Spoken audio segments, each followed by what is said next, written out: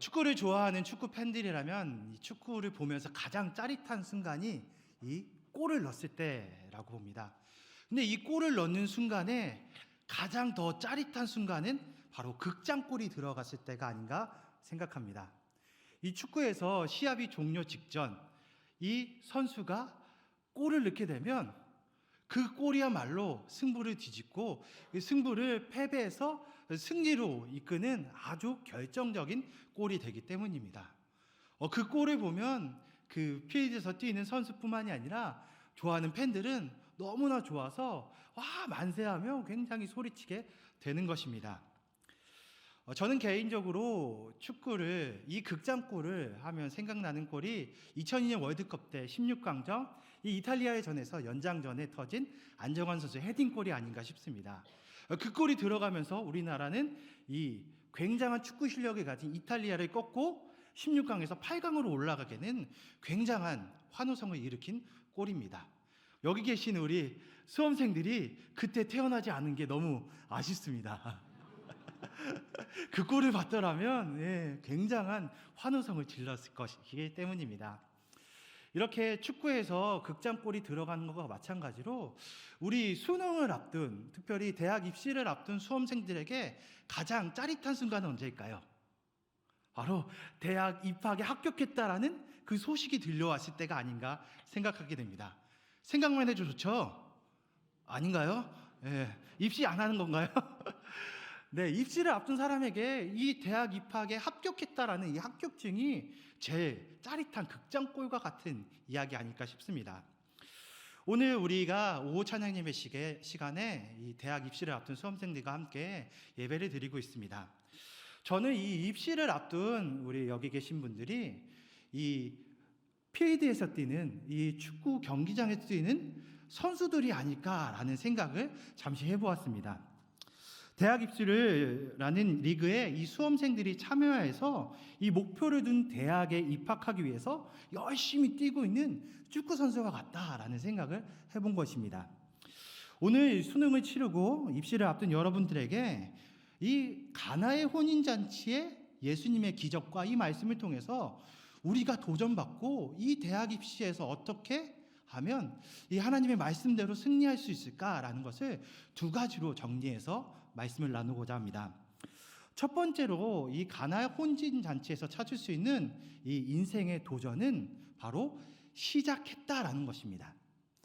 오늘 읽진 않았지만 요한복음 2장 1절에서 2절은 이렇게 말씀합니다. 사흘째 되던 날 갈릴리 가나에 혼례가 있어 예수의 어머니도 거기 계시고 예수와 그 제자들도 혼례의 청함을 받았더니. 저를 봐주시기 바랍니다. 여러분들 지금 가나의 혼례 잔치가 지금 펼쳐지고 있습니다. 근데 성경에서는 이 신랑과 신부의 이름이 기록되어 있지 않습니다. 그러나 분명한 것은 여기는 혼인잔치라고 하는 이 잔치자리라는 것입니다. 그런데 혼인잔치가 의미하는 바가 무엇입니까? 이 남성과 여성이 자신이 여태까지 키워준 부모것을 떠나 하나로 합하여져서 이제 평생 부부의 생활을 시작한다는 의미가 이 혼례잔치의 의미에 담겨져 있습니다. 그런데 혼례잔치를 치르기 위해서 우리는 부부, 이 남자와 여자만 참여하는 것이 아닙니다. 온갖 사람들을 다 초대해서 우리가 부부 되었다라는 것을 알리고 그 많은 사람들 앞에서 우리가 이제는 평생 같이 할 사람이다라는 것을 선언하고 고백하고 맹세하고 또 이를 통해서 사람들이 우리가 부부됨을 알리는 것입니다. 즉 부부됨의 시작을 보여주고 있는 것이 바로 혼례잔치에게 갖고 있는 의미입니다. 수험생 여러분들 혹시 내가 입시를 시작했다라는 생각을 한번 해보셨습니까? 내가 입시의 주인공으로서 내가 입시에 뛰어들었다라는 이 시작을 여러분들이 선언하셨다라는 것입니다. 그냥 시간이 자연스럽게 흘러가듯이 초등학교 끝나면 중학교 되고 중학교 끝나면 고등학교 되고 고등학교 끝나면 그냥 대학교 가는 이런 식의 입시 말고 내가 진짜 입시적으로 내가 목표한 대학교에 가겠다라는 그 시작을 내 주변 사람들이나 내가 선언하고 알렸냐라는 것입니다. 왜냐하면 이 시작을 알리는 게 인생의 굉장히 중요한 포인트이기 때문입니다. 누군가 내가 시작했다라는 것을 사람에게 알리면 그것에 대한 자연스럽게 책임이 따르게 됩니다. 내가 이렇게 하겠습니다. 내가 이렇게 시작하겠습니다. 라고 하는 그 얘기를 다른 사람한테 말하는 순간 뭐가 됩니까? 그것이 내 책임이 된다라는 것입니다. 근데 이 말을 지키지 않으면 어떻게 됩니까? 그 사람은 거짓말쟁이, 그 사람은 한입 갖고 두말하는 사람이 돼버립니다. 그런데 입시생 여러분, 여러분들이 입시를 하는 이 상황에서 내가 입시생이다, 내가 대학에 진학하겠다라는 것을 선언하고 이 시작을 시작하지 않으면 나는 등 떠밀려 대학 가는 사람이 되어버리는 것입니다. 그래서 이 시작을 알리는 것을 통해서 우리가 무엇을 얻게 되냐면 나의 다짐, 내가 어떻게 하겠다는 각오, 내가 이것을 책임지겠다고 하는 마음과 동기와 행동이 같이 따라오게 된다는 것입니다. 이제 이해가 되십니까? 여러분이 사람이 어떤 행동을 할 때 누군가 등 떠밀려서 하게 되면 그거는 굉장히 하기 싫어집니다.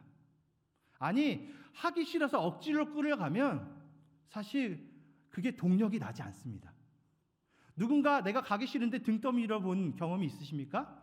그러면 빨리 갈 거 더 느리게 갑니다. 더 제대로 갈 거 더 딴짓하다가 더 늦게 가게 된다라는 것입니다. 오늘 가나의 혼인잔치에 나오는 본문도 이 신랑과 신부의 이름이 정확하게 기록되어 있지는 않지만 자신들이 부부가 되었다는 것을 이 둘만 아는 것으로 끝나지 않고 주변 사람들에게 알려서 자신들이 혼인으로 이 시작을 책임지고 각오하고 이것을 앞으로 평생 동안 이어가겠다라는 것을 다짐하는 것입니다. 그래서 이 자리에 예수님의 어머님도 초대했고 예수님도 초대하고 예수님의 제자들도 초대한 것입니다. 왜요? 이 부부가 되었다라는 것을 주변 사람들에게 알려 주변 사람들 누가 보더라도 이 사람들은 부부다. 이 사람들은 그때 결혼식을 했으니까 일평생 부부로 사는 사람들이라고 인정하기 때문입니다. 그래서 이 맹세, 마음가짐, 책임을 예식을 통해서 확정짓는 것입니다. 혼인잔치로 더 이상 내가 이 남자 만나볼까? 이 여자 만나볼까? 양쪽에서 왔다 갔다 하는 이 모습을 재는 것이 아닙니다. 혼인을 한다라는 것은 그 남자와 여자에 대해서 책임지고 확정짓는다라는 것입니다. 더 이상 우물쭈물하거나 이것을 꿈으로 거릴 것이 아니다라는 것입니다. 그래서 내가 입시를 하겠다라고 시작하는 것이 마치 이 혼인잔치와 같습니다. 여러분들이 내가 입시를 시작했다라고 확신한다면 이 질문의 의도를 여러분들이 쉽게 파악할 수 있기 때문입니다. 누구 말로 들어서 이 대학이 좋대, 저 대학에 가면 비전이 있어서 취업이 잘 된대, 이런 말들 우리가 얼마나 많이 듣습니까? 근데 그 대학에 다 갈 수 있습니까? 그렇지 않습니다. 내가 딱 하나의 대학을 골라서 그 대학에 입학하게 되는 것입니다. 두 대학, 세 대학을 다니는 것이 아닙니다. 한 대학을 선택해서 한 대학에 들어간다라는 것입니다. 물론 과정 중에 여러 대학의 면접을 볼 수 있고 그 과정 중에 당락이 좌우될 수 있지만 그래도 내가 갈 수 있는 대학은 하나라는 것이 확정적입니다. 그래서 죄송하지만 이 대학 갈래, 저 대학 갈래 라고 계속 판단을 미루게 되면 여러분의 입시는 성공하지 못할 겁니다. 대학에 가지 못한다는 얘기입니다. 그리고 내가 하고자 하는 그 꿈을 이루지 못하게 될 것이다 라는 것입니다. 그러므로 수험생 여러분들 시작하시기 바랍니다. 시작하여 다짐하고 각오하고 여러분들이 책임지시기 바랍니다. 오늘 가나의 혼인잔치에서 찾을 수 있는 인생의 도전 두 번째는 바로 지도자가 필요하다라는 것입니다. 5절에 읽어보면 이렇습니다. 그의 어머니가 하인들에게 이르되 너희에게 무슨 말씀을 하시든지 그대로 하라 하니라. 예수님의 어머님께서는 이 가나의 혼인잔치에서 이 수종드는 하인들에게 이 포도주가 떨어졌다라는 것을 알고 예수님이 곧 이제 하인들에게 어떤 일을 시킬 거니까 그 얘기를 좀 잘 듣고 따라하라라고 미리 당부합니다. 그래서 예수님이 하라는 대로 이 하인들이 할 수 있도록 미리 지도해주고 있는 것입니다. 우리나라 결혼을 생각해 보면 우리나라는 먼저 결혼식이라고 하는 이 예식을 먼저 하고 그 다음에 식당에 가서 밥을 먹게 됩니다. 그런데 우리 성경에 나와 있는 이 유대는 이 사람들을 초청해서 먼저 잔치자리, 음식을 나누고 함께 축하하는 시간을 먼저 갖고 그 다음에 결혼 예식을 시작하게 됩니다. 그러니까 이 예식 시간이 생각보다 깁니다. 그러다 보니까 먹을거리를 잔뜩 잘 차려놓고 또 이 예식에 참여한 사람들이 먼저 즐길 수 있도록 자리를 먼저 마련하는 것입니다. 그런데 이 유대의 결혼은 특별히 차리는 음식의 한 가지 단점이라고 한다면 그 음식들이 다 마른 음식들이라고 하는 것입니다. 그래서 이 마른 음식을 먹게 되면 무엇이 필요하냐면 같이 마실 음료가 필요하게 되는 것입니다. 그래서 이 유대 잔치에는 꼭 좋은 음료를 내는 것이 특징인데 그 중에서 아주 좋은 포도주를 내는 게 지극히 정상적인 일이었습니다.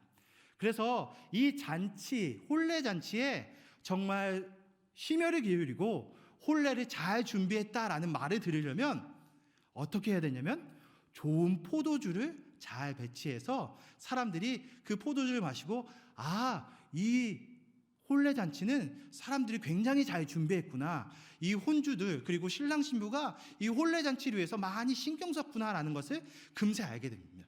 왜냐하면 맛을 보면 금방 아니까요. 음료처럼 물처럼 마시는 이 포도주의 맛을 유대인들이 잘 알았기 때문입니다. 우리나라야 물이 마시는 게 늘 생수가 잘 구비되어 있고 또 수돗물을 틀면 수돗물도 깨끗해서 금방 마실 수 있지만 이 유대 환경에서는 포도주가 이 음료로서 얼마나 가치 있고 사람들이 늘상 먹는 이 음료이기 때문에 포도주가 이 혼인잔치에 잘 되고 안 되는 것을 평가할 수 있는 하나의 도구이기 때문입니다. 그런 이유로 잔치 때 포도주를 통해서 이 집안 잔치가 얼마나 잘 준비되었는지 평가하게 됐는데, 그럼 이 신랑 신부가 혼인잔치를 잘 치르기 위해서 포도주를 잘 준비해야 되고 여러 가지 필요한 것들을 준비하기 위해서 다른 사람들의 지도를 받았을까요? 안 받았을까요? 이 받게 되었다라는 것입니다. 어떻게 하면 혼례잔치를 잘 끝내고 이 시작을 잘 준비할 수 있는 것이 되는지 사람들에게 지도받았을 것입니다. 그래서 포도주를 좋은 거를 내고 또 이 포도주를 통해서 너희가 잔치를 잘 끝내기를 바란다라는 것들을 이야기 나눴을 것입니다. 그런데 오늘 말씀 3절에 보면 준비한 포도주의 양이 부족하여 포도주의 그 상황이 똑 떨어지게 된 것입니다. 다른 거 다 준비한다고 신경 쓰고 여러 가지로 애썼는데 포도주의 양 조절을 못한 것입니다. 포도주가 없으면 남은 음식들을 먹을 수 없고 준비한 잔치가 차질을 빚게 되는 것입니다.